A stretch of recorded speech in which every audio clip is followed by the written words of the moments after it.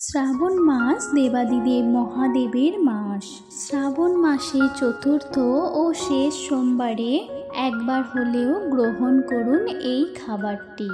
সারা বছর সুস্থ ও নিরোগ তো থাকবেনই, তার সাথে সাথে দেবাদিদেব মহাদেবের আশীর্বাদে আপনার সকল মনস্কামনা পূর্ণ হবে এবং জীবনের বাধা বিপত্তিও দূর হবে।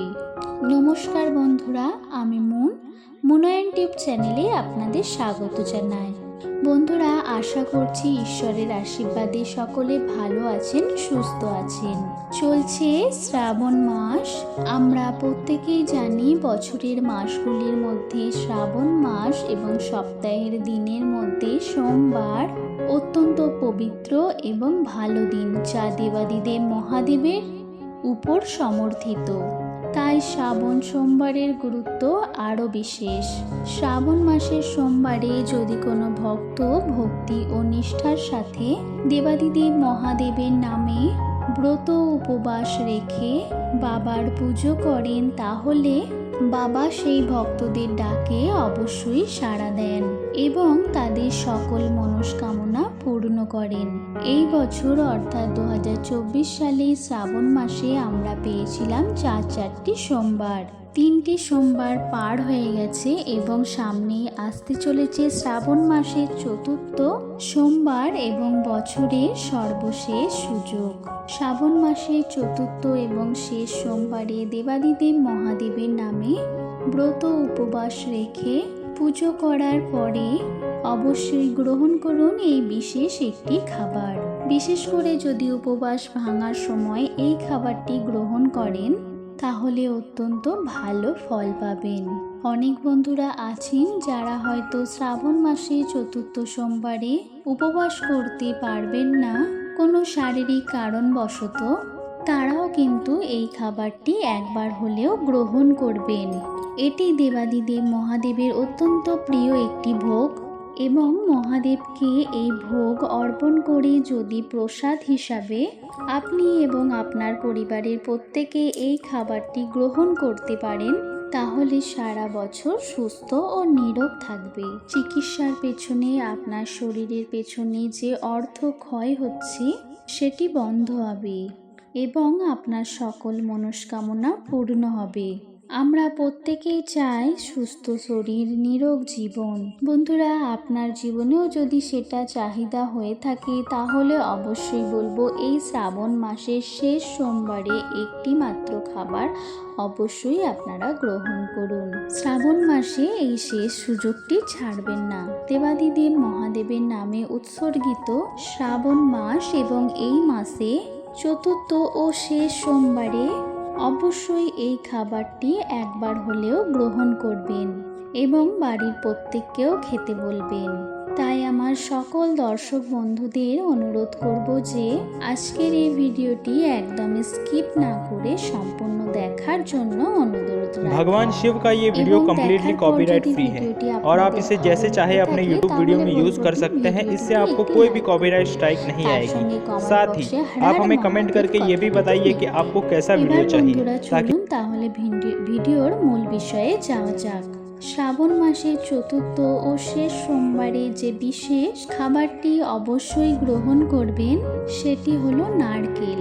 হিন্দু ধর্মে যখনই কোনো পুজো পাঠ বা শুভ কর্মের আয়োজন করা হয়, সেই সময় অবশ্যই ব্যবহার করা হয় নারকেল।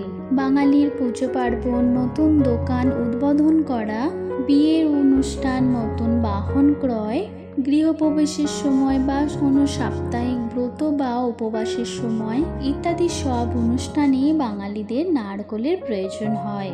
নারকেলের নাড়ু, তার সঙ্গে নারকেল দিয়ে গোটা ফল হিসেবেও ভগবানের কাছে নিবেদন করা হয়। হিন্দু ধর্মে প্রায় সকল দেবদেবীকেই নারকেল নিবেদন করা হয়। নারকেল অবশ্যই পুজোর উপকরণের অন্তর্ভুক্ত। নারকেল ছাড়া পুজো অসম্পূর্ণ। পুজোয় কেন নারকেল নিবেদন করা প্রয়োজন তা হয়তো অনেকেই জানেন না। পৌরাণিক বিশ্বাস অনুসারে ভগবান বিষ্ণু যখন পৃথিবীতে অবতরণ করে, সেই সময় তার সঙ্গে ছিল লক্ষ্মী দেবী, নারকেল গাছ ও কামধেনু গরু। তাই নারকেল গাছকে কল্পবৃক্ষ বলা হয়। আবার মনে করা হয় এতে ত্রিদেব অর্থাৎ ব্রহ্মা, বিষ্ণু ও মহেশ্বরের বাস। নারকেলের মধ্যে তৈরি গর্ত দুটিকে ভগবান শিবের চোখের সঙ্গে তুলনা করা হয়েছে। প্রায় সমস্ত হিন্দুর আচার অনুষ্ঠানে লাগে নারকেল।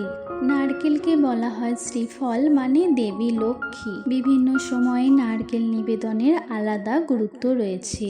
আপনারা শ্রাবণ মাসের চতুর্থ ও শেষ সোমবারে শিবলিঙ্গে গোটা ফল হিসাবেও নারকেল নিবেদন করতে পারেন।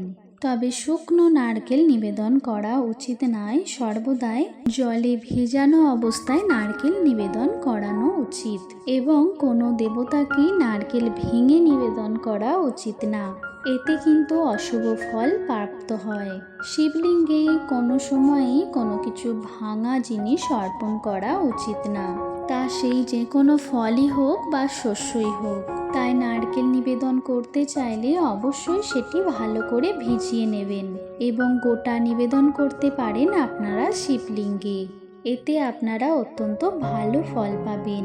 আমরা প্রত্যেকেই জানি শিব মন্দিরে শিবলিঙ্গ যেখানে থাকে অবশ্যই সেখানে কিছু গোটা ফল নিবেদন করতে হয়।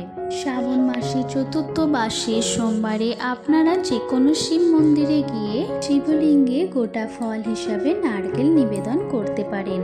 অখণ্ড নারকেল যদি চতুর্থ সোমবারে নিবেদন করা যায় তাহলে সেই ভক্তের কঠিন মনস্কামনাও পূর্ণ হয়। এবং শ্রাবণ মাসের শেষ সোমবার বা চতুর্থ সোমবারে একবার হলেও গ্রহণ করুন নারকেল।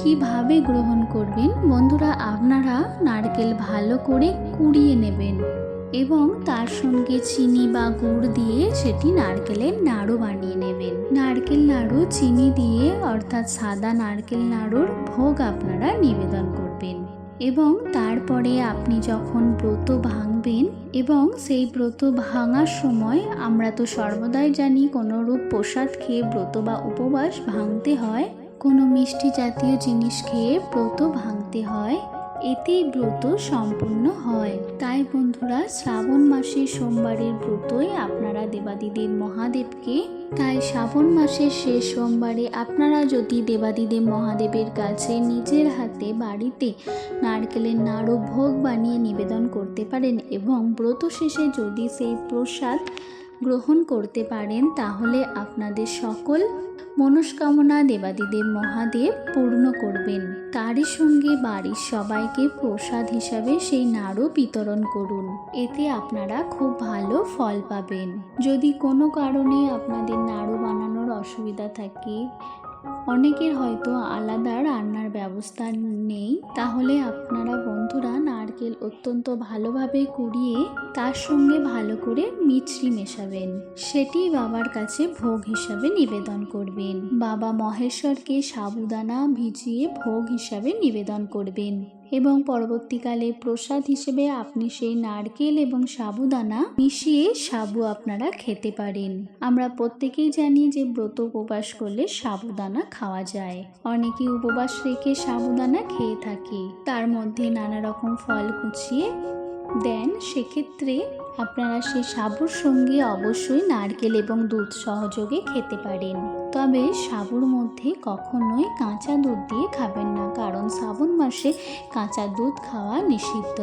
এমনিতেই মহাদেবের সাদা রঙের ভোগ বাবার অত্যন্ত পছন্দ, তাই তো দেবাদিদেব মহাদেবকে সাদা বাতাসা, মিছরি, সাদা রঙের মিষ্টান্ন, সন্দেশ, প্যাড়া ইত্যাদি নিবেদন করা যায়।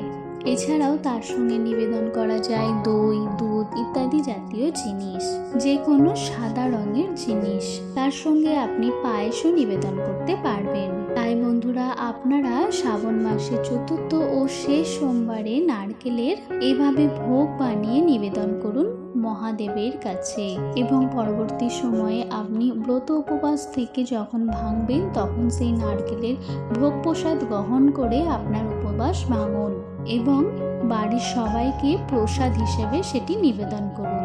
আর যদি কোনো কারণবশত আপনি শ্রাবণ মাসের শেষ সোমবার কোনো ব্রত না করে থাকেন তাহলে বন্ধুরা বলবো আপনারা বাজার থেকে নারকেল কিনে হলেও এক টুকরো হলেও এই দিন শ্রাবণ মাসের সোমবারে শেষ সোমবারে আপনারা মুখে অবশ্যই দিন।